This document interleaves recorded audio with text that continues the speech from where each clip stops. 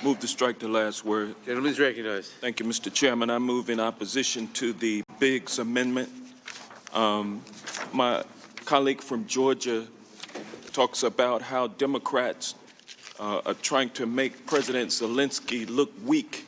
Well, I tell you, that brings to mind the picture of President Trump and President Zelensky meeting in New York in September at the UN, and a big chair for President Trump, little chair for President Zelensky, big 6'4" President Trump, 5'11" Mr. Zelensky, President Zelensky, and they're standing there, and President Trump is holding court, and he says, "Oh, by the way, no pressure."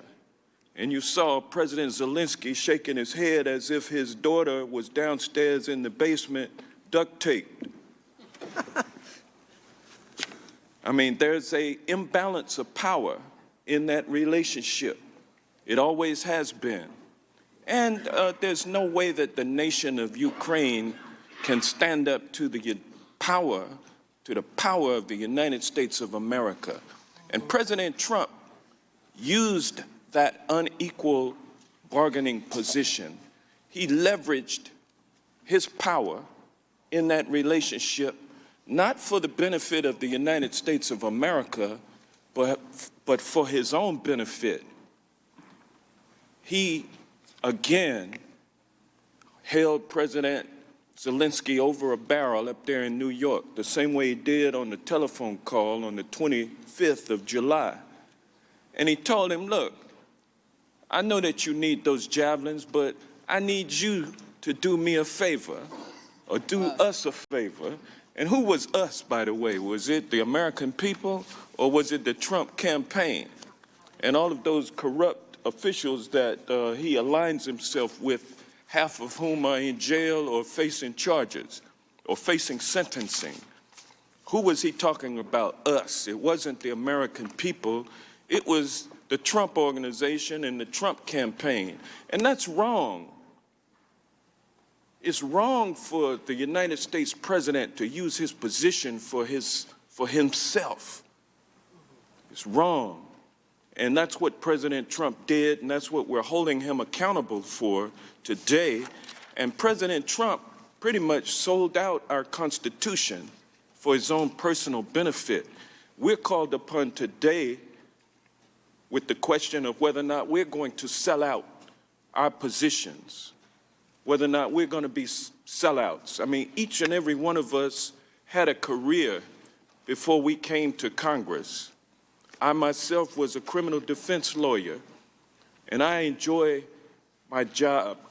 I'm honored to represent the biggest client that I've ever represented, and that is the citizens of the 4th Congressional District of Georgia. But I would gladly, to protect the Constitution, give up my job that I love, and I'd go back to Georgia to do what I used to do if I had to pay a heavy price for doing what was right for the Constitution.